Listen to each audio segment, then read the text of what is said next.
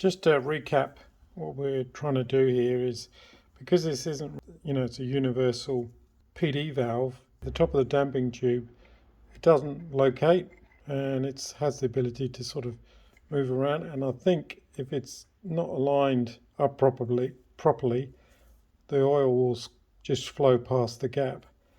So what I've done is I've machined up a sort of like a step spacer.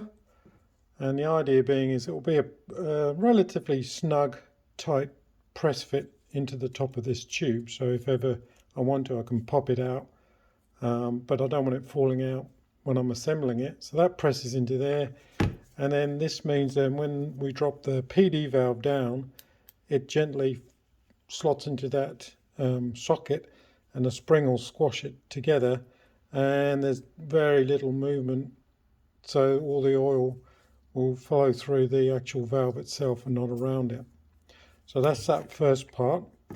And the other part is because this is only aluminium, I'm a bit worried that whereas the spring is holding it all together, again it's got a chance to move around, and being aluminium it might just chew it up a bit. So I've made it like a top hat spacer. Again, it's a snug fit in the center of the spring, so it doesn't, just makes assembly a bit easier. So that will be pressed into there, and it's a very snug fit on here, and that will press onto there. That'll press into there, and so it means when the only sloppy fit is this section here. So when I pull out the spring, it'll pull out the PD valve and make an adjustment. I need to adjust this a little bit, a lot easier. Otherwise, I'm going to have to somehow grab this with a magnet or something down the fork tube to pull it out and do any adjustments. Again, these are only snug fits, so the whole thing doesn't fall apart when you're assembling it. So what I'll do now is I'll just press that into there with, I probably could tap it in with a hammer or even just push it in. In fact, I might just push it in now. So we can do that. Try it lined up, and it should just squash in. There we go. So that's not going to fall out, but if I wanted to, I could sort of get an extractor and just fish it out. Spring's a bit more fiddlier, so I might just press this on the press so it's in there, and then push that into there, and we're good to go. So this is the fork spring and damper rod setup. You've basically got your damper rod here. There's an aluminium and little aluminium bush here which goes on the end, and then that gets bolted to the bottom fork tube. You've got I think this is a rebound spring, so when you if you pull a wheelie, this cushions a blow when the suspension is fully extended. So this doesn't really get used much. It's just like I say, when the wheel comes off the ground, you don't get a whacking effect. It absorbs some of the energy. So that damping rod, then you've got the main spring. There's a little washer here, a spacer tube, and then the fork cap at the very end. Now, when I looked at this parts online, all the RZ and RDs, power valves basically, from 82 to I think 88, whatever, most of the parts are interchangeable. So it's the same down tube, same spring here, I think the same copper end there. The only thing that's different is on pre-86 models, when they mainly became RZs, on the pre-models, there was no spacer. The spring was obviously the full length in the fork tube, and it looks like from 86 onwards they switched to this spring, a shorter spring and a spacer.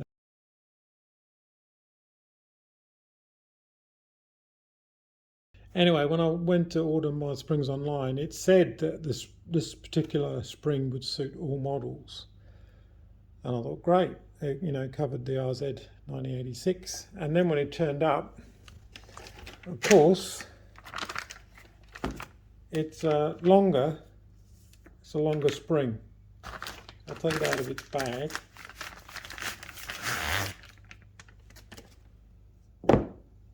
So you can see here it's probably an extra,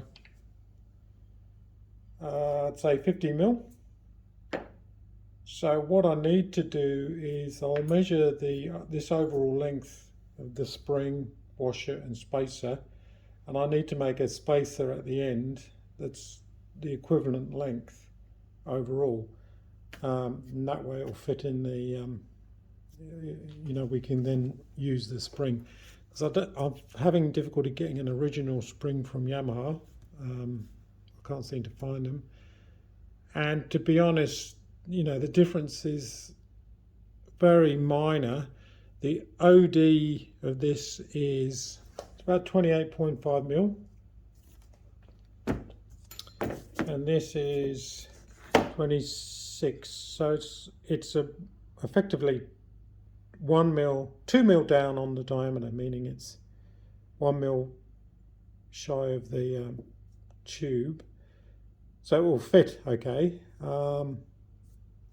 And the only other thing I can see is this, obviously the spring itself is about 4.2,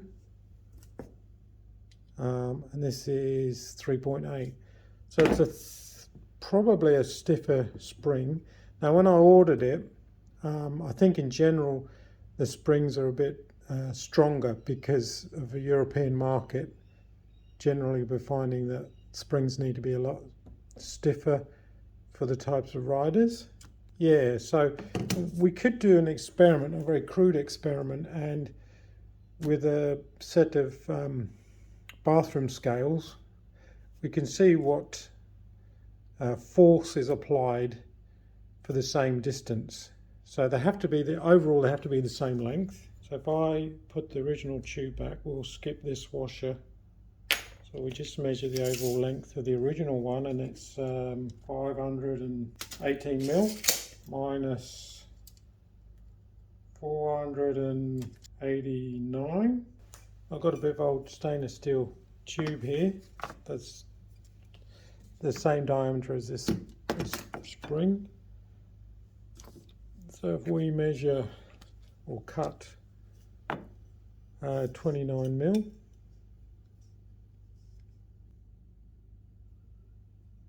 so we'll cut that off and use that as a spacer. So I've just cut this tube up, and now we've got exact same length of springs overall. And we'll do a little test. It's a very basic test to see what the difference is in force. Because what we'll do is we'll compress the spring the same amount overall and see what the force is applied at the end. So we'll probably compress it by, I don't know, 50 mil, same on each one, and we'll record what the difference is. So we'll do the original one first. And what I've done is just put a bathroom scale and a bit of tube to hold it in line. So this is fixed. We'll put the spacer at the bottom.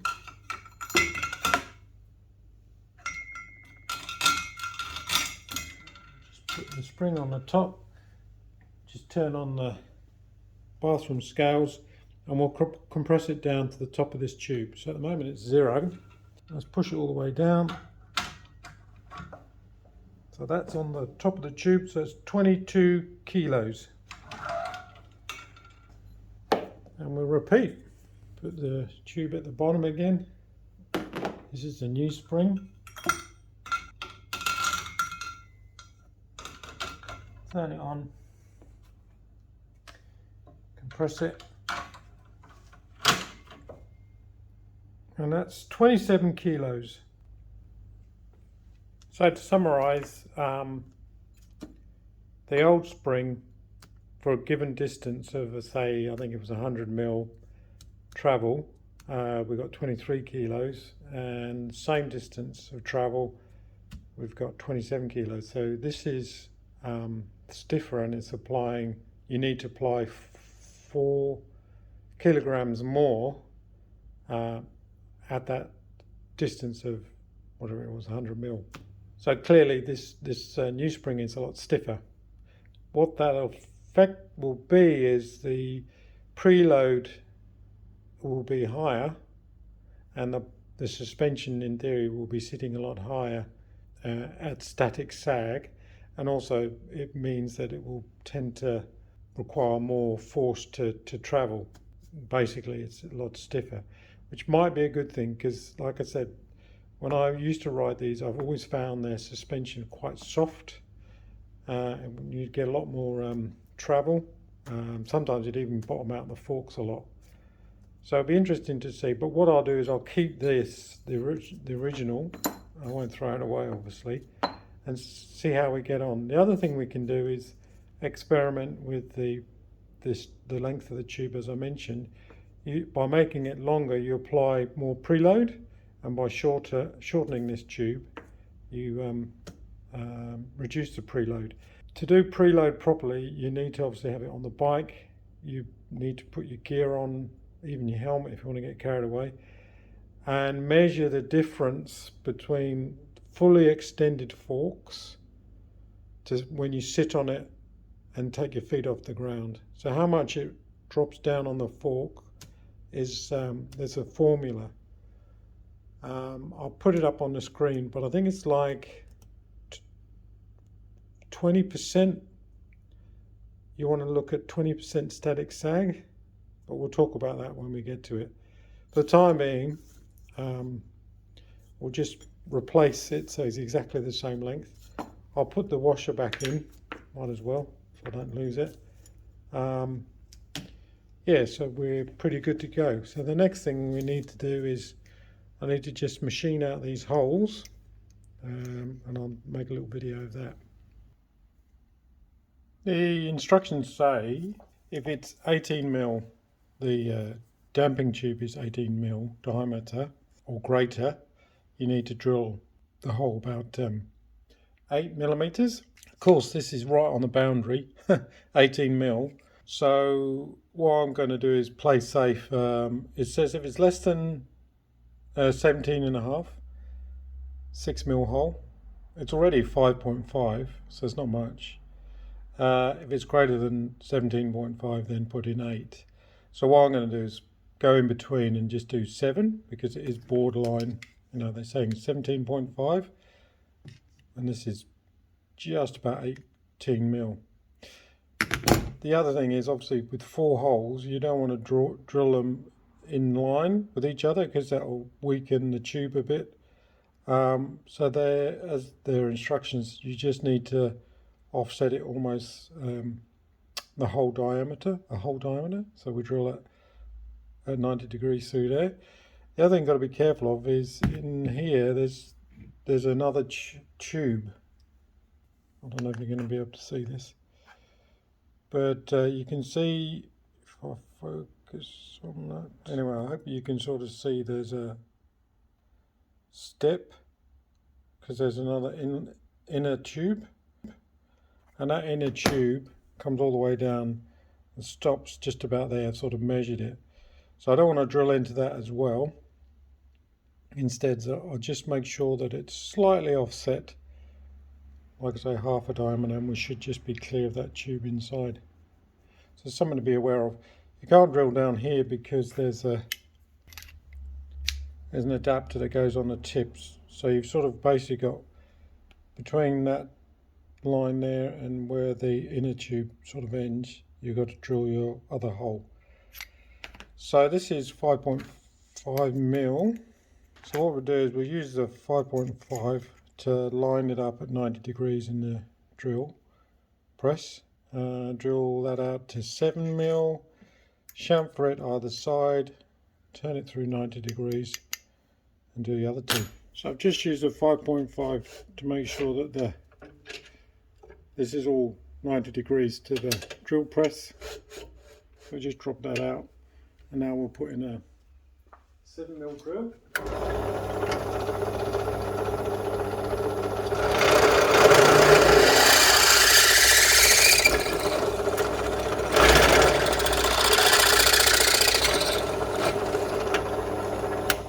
So that's drilled all the way through 7mm. Now we're just going to work out how far we can come down without cutting into the inner tube that stops there. So I'll measure the length of the inner tube and I'll just kiss the edge of it with the diameter of the new hole. So using the drill I just used to open up the hole with, I've eyeballed it so it's as level as I can sort of get it at 90 degrees.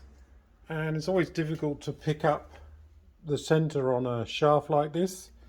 So I use a pilot drill, and one trick is to use a ruler, and when you press down on the ruler it will in theory be level when the center point is over the highest point. So you can see here it's a bit crooked, so by just moving it across a little bit and eyeballing it again, that to me is pretty square, so we'll assume that is the center line of the shaft. So it's a handy trick if you're trying to just do approximate drilling on some round tube.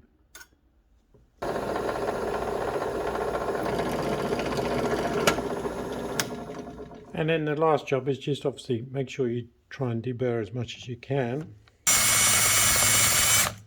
So that's deburred. Now I'm going to try and get in there with a small file to just get rid of any burrs down on the inside. They're going to be a bit tricky, but we'll try and make sure that there's no burrs and give it a thorough clean so there's no swarf left inside the fork tube, and then repeat on the other one. In the end I just used a ball end grinder because I couldn't find anything to sort of get down in there and get the backside burrs, which are quite strong, so you need to get in there to clean them up. And it's just a case of sticking it in a vise and using the sort of the back edge of the ball and just coming around underneath and making sure you've got rid of it all.